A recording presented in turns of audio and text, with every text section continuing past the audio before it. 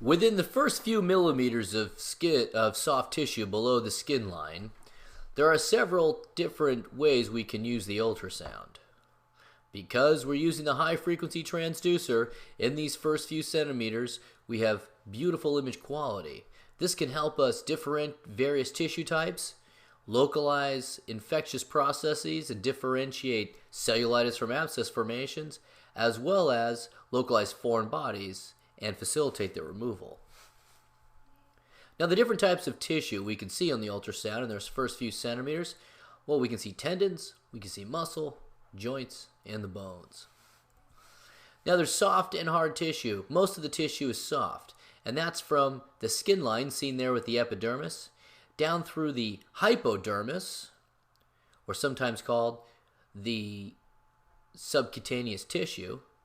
And then there's the subcutaneous fascia, which is that hyperechoic line. And then below that, we can see muscle, and finally, the bone being the hard tissue. It's very dense, it's very hyperechoic, and therefore it reflects the sound.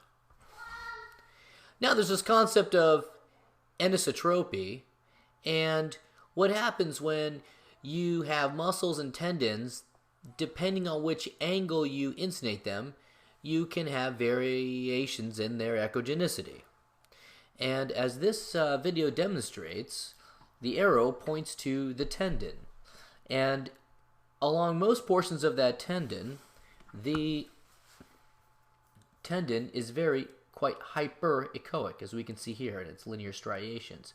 But as we get to the edge of this tendon where the angle of insonation may be different, it appears falsely hypoechoic right over here. And that's due to this factor called anisotropy. Now, the tendons themselves should be readily identifiable on ultrasound because their connective tissue is so dense. It looks very hyperechoic, especially more hyperechoic than muscle. It exudes that fibrillar pattern and should be able to be evaluated throughout its constant range of motion. And if it's not present as you're ranging a joint, there may be an injury there. This is 3 different regions where we see some tendons. Here's a tendon along here, it exudes that anisotropy or this false hypoechoic area here, and it's very hyperechoic along here. Note the striations. We can see here in the short axis, this tendon appears quite hyperechoic, and then we move it into the long axis, we can see those striations march across the screen again. Here's one in its range of motion. As the joint is ranged, we can see this tendon, very homogeneous, very hyperechoic as it's ranged along its tissue plane. Now, muscle is hypoechoic, and we can see within the muscle itself hyperechoic striae, as we can see here, in the long axis of the muscle. So when we line up that linear probe in the long axis of the muscle, we can see these hyperechoic striae going across, and in between the different muscle bundles, we can see hyperechoic connective tissue surrounding them. So this is one muscle bundle over here with its hyperechoic connective tissue seen superiorly, and then we can see differentiating this muscle from this muscle down here is another hyperechoic connective tissue. When we move into the short axis, these hyperechoic areas now become more fibrillated or more punctate on their axis, seen in their short axis. And the bone too, now instead of stretching out across the screen, is seen in its radial pattern here. Very dense. Some more examples of bone we can see as the sound penetrates through the subcutaneous tissue, through the muscle, and eventually gets to the bone. It's a very hyperechoic structure of the bone because it's so dense, and behind it is a shadow because the sound reflects off the bone. We can see the bone over here, and we can also make out the bone as it goes along here. This, in all these projections on this screen here, this is the long axis of the bone. When the bone has a fracture in it, we can see a step-off. So here's one bony fragment here, a step-off, and then another bony fragment here. We can see this up here as well. Here's a bony fragment coming along, step-off, and then another bony fragment going this way. In this particular patient, we can also make out the anisotropy seen on this area right here of its tendon, appearing falsely hypoechoic compared to this tendon portion and this tendon portion here. We would expect the tendon to continue to be hyperechoic, however, because of anisotropy, we see it's hypoechoic here. And then down here with the clavicle fracture, one part of the clavicle is here, there's a step off, and then another part of the clavicle is seen down there. When we get to the joints, because one bone comes up to another bone, it appears you can see these very soft bony ends coming along here, and then another bony end coming along here. And this is what we call the seagull sign. It looks like the wings of a seagull at the joint spaces. It's a potential space. This area here is where this bone comes in contact with this bone. So this would be the articular surface of these bones here, and in between these two articular surfaces is a joint space. In this case, the patient does not have any fluid in the joint space. Should they have fluid in the joint space, it's easy to compress that area to demonstrate it. When it comes to abscesses and differentiating them from cellulitis, there has been some work done on this process.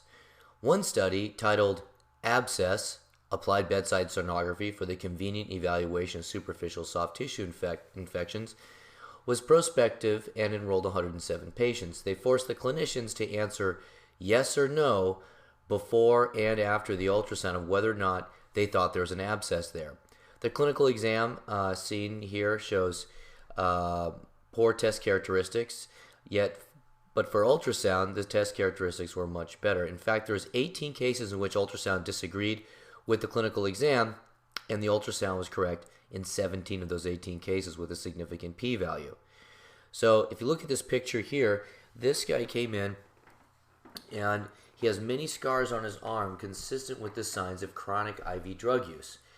The patient himself thought he had an abscess in this area that is red and indurated here. Now, prior to using ultrasound, one would have likely explored the area in question surgically, however, unnecessarily, since this patient only had the signs of cellulitis demonstrated on ultrasound and there's no actual abscess. Here's this patient's arm in question.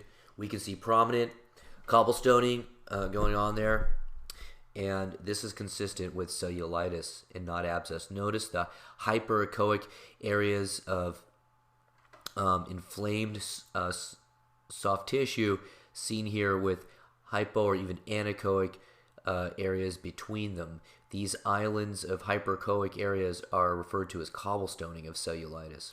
Sometimes this is also seen in patients who simply have edema, but there's no abscess demonstrated here. Here's another example of prominent cobblestoning. We can see very hyperechoic areas outlined by the hypo or even anechoic edema seen between the areas that clearly demonstrate cellulitis. Now, this, on the other hand, is what an abscess looks like. Notice we compress the tissue and we can see this hypoechoic debris swirling and layering out in this area.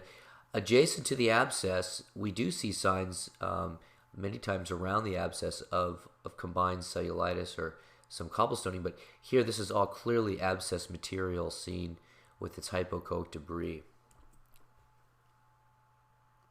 And when we compress the abscess in question, we can see that the debris swirls with each time we compress the skin with the transducer. So the linear transducer is here. This is the skin line, and we can see just underneath the skin there is this abscess that as we compress it, it swirls and it goes off in this other direction, and it even communicates over here, this other direction over here. And not shown here on this video is an extensive network of abscesses that actually required surgical drainage in the operating room. Just another example of what an abscess looks like. It's this hypoechoic debris seen, and in between those abscess areas, sometimes it's possible to make out a little bit of cobblestoning of cellulitis, but this is all what pus looks like down here under the ultrasound. The patient clearly has a very prominent abscess. And sometimes we can see a little bit more inflamed hyperechoic tissue that is consistent with the overlying cellulitis. This is another example here of a very superficial abscess that when we compress it, maybe there's some swirling of debris here, but all this hypoechoic area here is very consistent with abscess material. And this patient has multiple little abscesses along here, right adjacent to this vascular structure when we apply the color flow Doppler. And so this was a very tricky one. We wanted to drain it, but stay clear away from the vascularity and just get into the abscess only. And we can see this network of abscesses here as they're going along, and with various areas of vascularity that we're trying to stay away from. And ultrasound is good because it helps us really focus ourselves on staying with the compartment of the abscess and not getting into the vessels. This patient has a very, very small abscess. This is actually their eyelid coming along here, and this is a lacrimal gland, which normally is not seen to this degree. And this patient had a very swollen eyelid, and we can make out that small amount of abscess here with a little pus inside of it there. And this required just a quick lancing in order to drain this abscess. Here's another example of a gluteal fold abscess. In this case, the linear probe really wasn't doing us any help, so we switched over and used the C60, or the curved transducer here. And on this patient, we can make out this very prominent hypoechoic debris in their just in their gluteal fold, superior gluteal fold. And this, believe it or not, was not at all palpated on the physical exam. There was no overlying erythema. The patient simply complained of pain every time he sits down on his tailbone area, and we weren't thinking much of it because there was really no tender, there was no overlying erythema of the skin. However, the guy was very, very tender, so we went ahead and looked first with the linear probe. Couldn't see anything. We moved to the C60 in that gluteal fold. That was the thing to do. We could see this large abscess down here that was later confirmed on CT scan. Just another example of guiding a needle down to an abscess to confirm, on the one hand, confirm that there is actually a pus coming out of there, and it's not just a seroma or another type of fluid collection, and also to, in some centers, they treat abscesses by needle aspiration rather than an open drainage procedure, and if they're small enough, and that's just what's happening here, just ultrasound guided needle abscess drainage. And finally, some things look like abscess, but they're just hematomas. And that's what this looks like here. This is in the patient's calf. This is muscle we see up here. And this very hypoechoic area with some anechoic areas to it. This is what a calf hematoma looks like. It's all spreading out back here. And on the patient's skin, too, there's prominent ecchymoses seen as well. And this is an example here of a patient who has an abscess actually on their finger. And the finger, obviously very superficial structure. This is the bone of the finger down here, and we can see in this subcutaneous soft tissue area right here, there's a prominent hypoechoic debris seen. And in this area right here is where we can make out that abscess. Now, sometimes the structure is so close to the surface of the skin that it's hard to see, and actually we need to stand off a ways from a body part. And so what we see here is, using that high frequency linear transducer, we have a couple of options on a very superficial structure. We can dunk the hand or the body part here seen in the water, and that's very helpful because it also, if you use cold water, helps with pain control, and you no longer have to press the transducer actually right onto the painful digit. We can stand away from it, and also you could use a standoff pad such as the one you see here. There are commercially available standoff pads where you just place the probe on top of the standoff pad and you place the standoff pad on the area of interest, and it basically, sometimes what happens is the natural focal point of the transducer is just too far away from it's deeper than where we're trying to insunnate. So this happens with very superficial structures, such as on the finger, as we just saw. The other thing that you want to think about doing whenever you're doing any musculoskeletal type of ultrasound, it's always helpful to use either another digit or the opposite limb for comparison studies. And what you're going to notice here is that it's a very dynamic exam. That whenever you examine any musculoskeletal structure, you can do range of motion and do what we call kinetic examination of a digit or any musculoskeletal structure. This is what a water bath looks like here for objects that are too close to the natural focal point of the transducer. This is just the palmar surface here of the finger, and we can see that there's all these specular reflectors here, these hyperechoic sort of snowstorm that we see in here. That's air in the water, and that's what it looks like when it hasn't settled out of the water yet. A little bit of air still in this water bath. And yeah, so this is the flexor surface of the finger, and as we stand away from it a little bit, we can see very good sonography of the entire surface. In other words, some places are hard to get gel. Some of the little nooks and crannies here, it's hard to get gel into, but when we can submerge something in water, the water fills in all those gaps, and we have very good visibility of all these articular surfaces. This is another example of a finger, and now with the water bath, we stand away from this finger a little bit, and we can see this patient has a abscess here in the distal tip of their finger, and see it quite well with the ultrasounds. The patient's moving their finger, we can see it. This happens to be the thumb, and we can see this area of this hypoechoic debris seen in here within that the pulpy area of the thumb. Much easier to see when using the water bath. Just another example of another a digit with this. This one has a paronychia, and so it's the other aspect of the finger, and we can see that this area up here, when it's in the water, this is all water that's filling in this area here.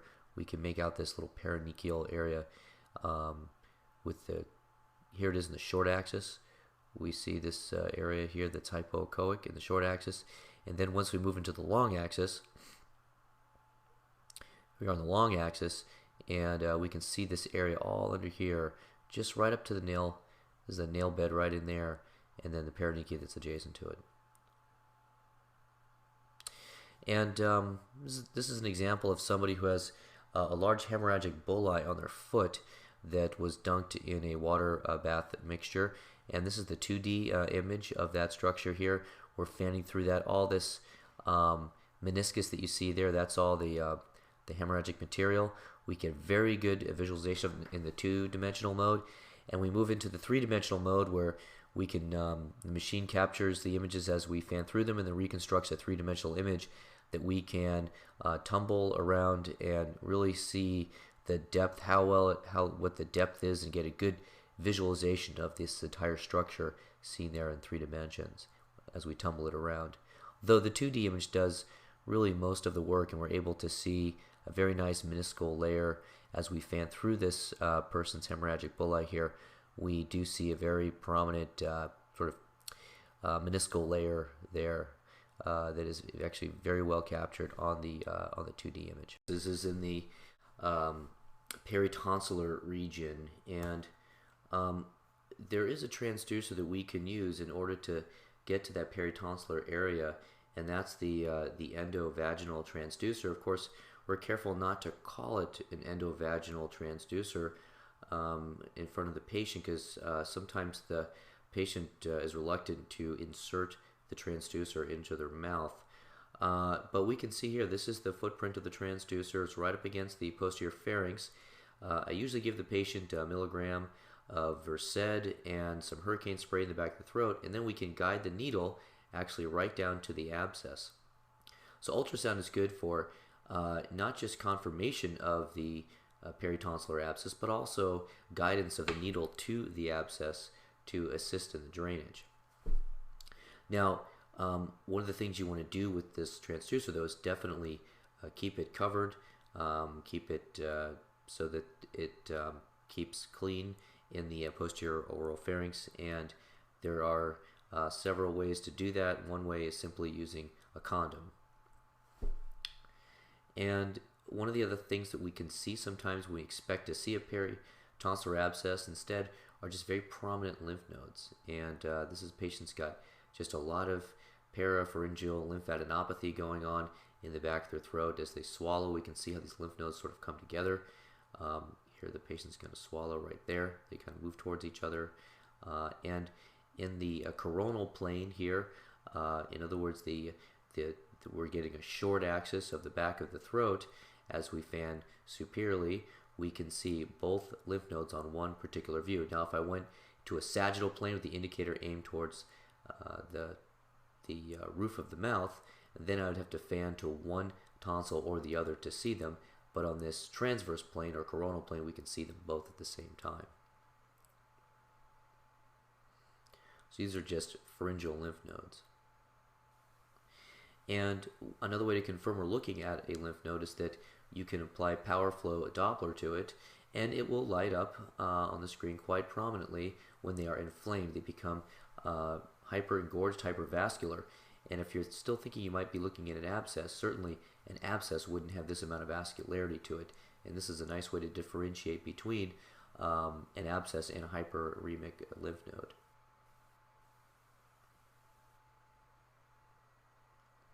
This is a very large peritonsillar abscess. We see over here that these are 0.5 centimeter hash marks, so 0.51, 1.52, 2.53, a little bit more gives us to 3.2 for the depth.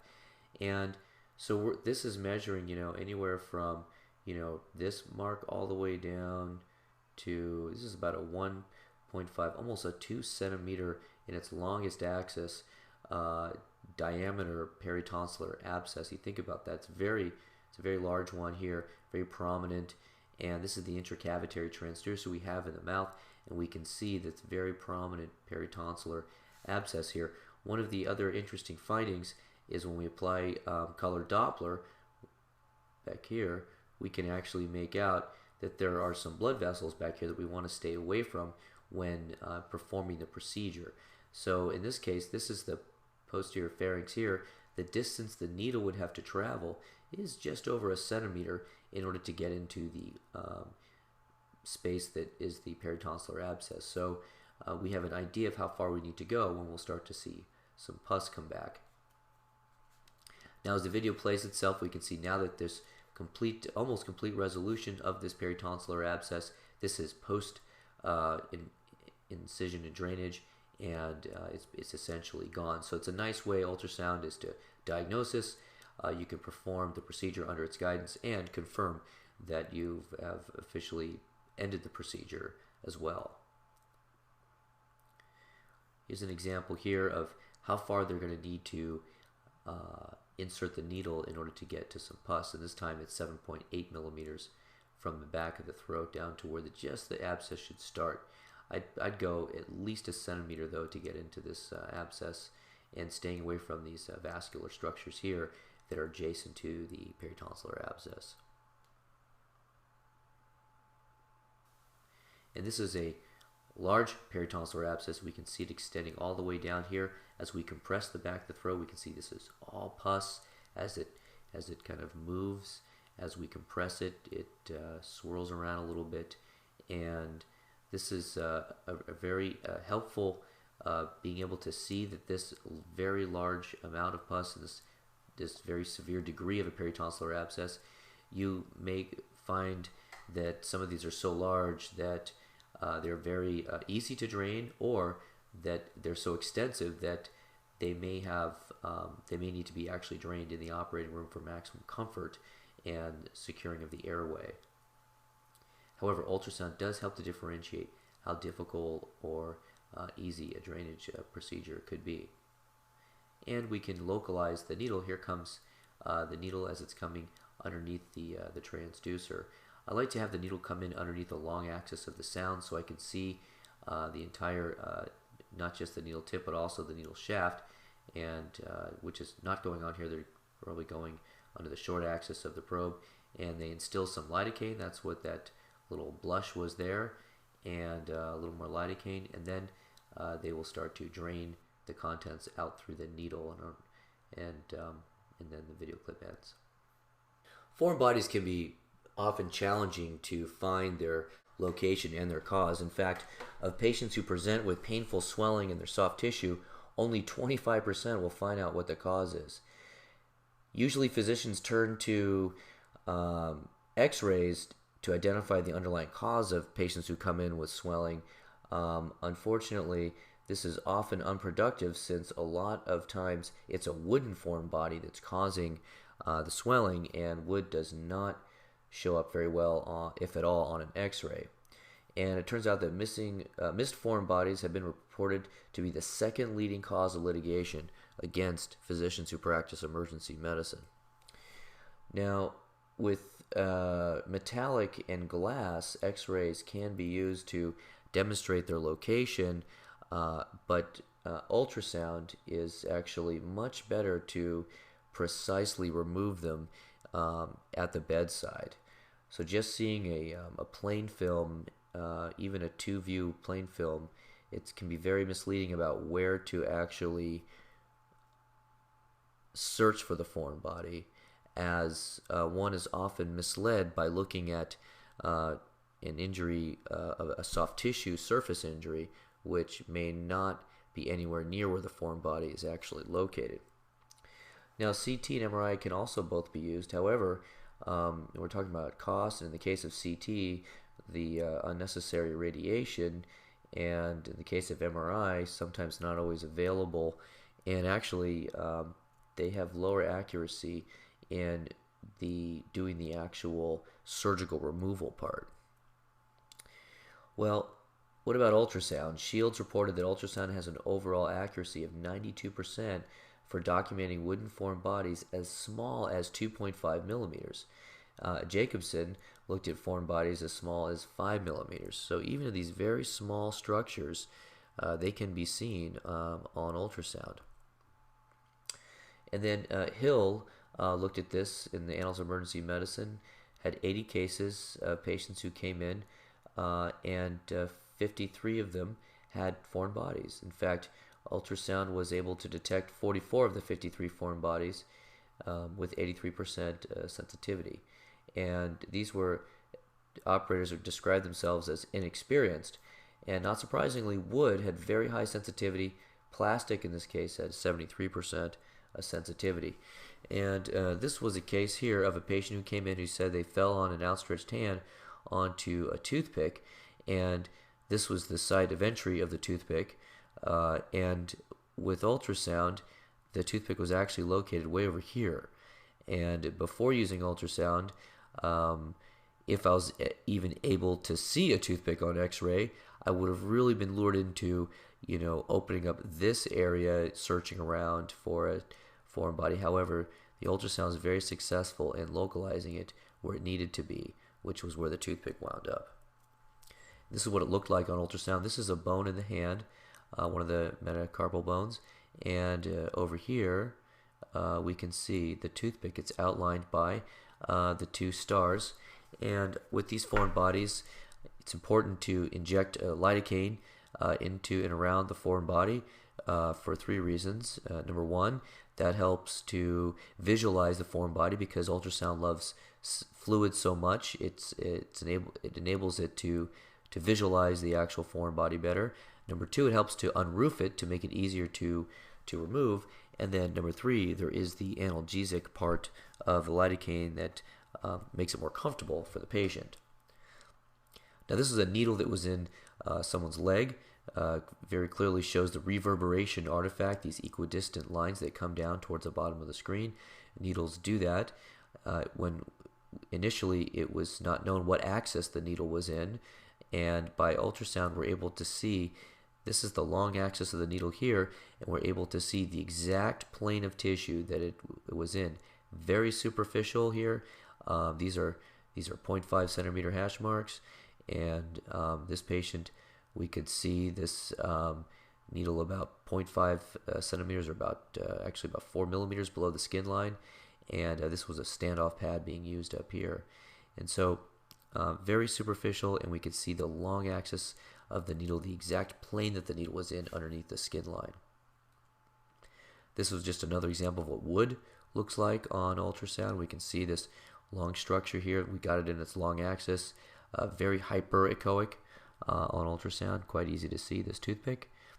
And this is also using a standoff pad actually this patient had their finger in a bucket of water, and we could see the actual wood. This was a plant material here that is seen just penetrating below the skin line and making its way into the subcutaneous tissue here. Another example of a wood foreign body, very hyperechoic, and just measuring its length and its two axes here. The next step would certainly be to inject lidocaine all around this foreign body so it's easier to take out and so it's easier to see. And when a foreign body's been there for a while, there starts to be a buildup of inflammation. 3 to 5 days out, you can see as much of this inflammation or this hypoechoic rim here around this particular woody foreign body here. And this hypoechoic area also helps to visualize it. Place another foreign body to find the foreign body. In this case, we take a needle down to this glass. So here's the needle coming in here. It reaches where the glass is, and then at that point we can use that needle as a marker for where to place the device to grab the foreign body. This is just a tissue model here demonstrating this. Here's the needle that comes down to the glass, and then the device to grasp the glass comes down over here, and basically you reach, these two things come together, and that's where the foreign body, in this case glass, is. So one needle can be useful for that. And when you're opening and closing a grasping device, this is how it can look underneath the skin on ultrasound. We see these white dots that we see everywhere. That's the air that's in the track that the grasper basically created. So as the grasper goes through the soft tissue, it creates a little air track, and that's what all these little white dots are here. And sometimes it's necessary to actually use 2 needles to localize the foreign body. And these 2 needles, when underneath the long axis of the sound, if we can take one needle and then take another one, and in this case we're pulling out a piece of wood. This is a toothpick here, and that can help localize the grasper even better.